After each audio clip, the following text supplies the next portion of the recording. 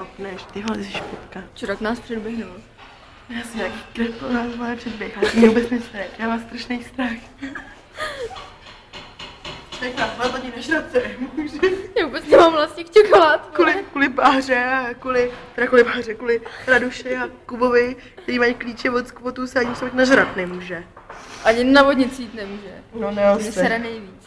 Jenže to já právě nevím, víš co. No, ve skvotu je velká vodnice. Hej, ty vole, kdy A to má možná i korunku. Hele, a kdy budeš mít ty klíče, nebo kdy prostě půjdem přibližně? Hele, já nevím, kdy půjdeme, ale tady, podív se, jak je šikovná tady Verča. No, já úplně. Verča tak mytá. Jaký mám příjmení? Začni dál.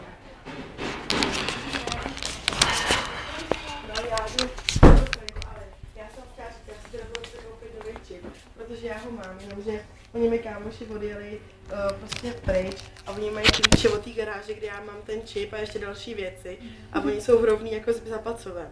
A oni se vrátí až tak nějak za týden za 14 dní a kdo ví jestli.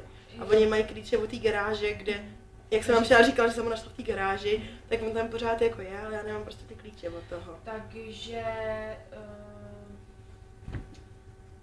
vy nevíte jistě, jestli teďka se s ním... No já bych tam třeba musela jet třeba v pátek, nebo tak bych tam, jakože asi tam třeba možná i pojedu, ale jakože radši bych si ten čip koupila a pak ho třeba vrátila nějak zpátky, nebo tak abys pořád za váma nemusela chodit s tou stravenkou, jako jo. Já mám ten stravenku, mám tady příklad. Do pátka si budete chodit do tady do pátka, jo? No.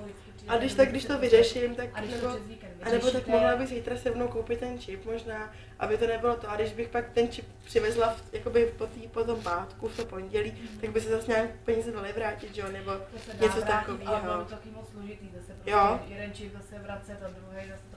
Takže necháme to do toho pátka, když to prostě řešíte přes ten víkend, tak v pondělí bychom dali nový čip. Dobře, tak jo, protože já fakt nevím, jak to mám vyřešit, že klíče mají jenom oni a...